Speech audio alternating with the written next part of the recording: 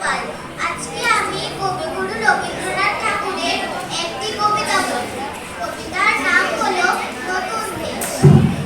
নদীর ঘাটের কাছে নৌকা বাঁধা আছে, নাইতে যখন যাই দেখি সে চলে উড়ে যাচ্ছে।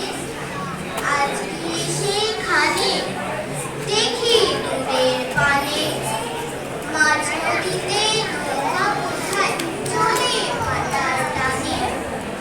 জানি না কোন দেশে পৌঁছে যাবে শেষে, সেখানেতে কেমন মানুষ থাকে কেমন বেশি।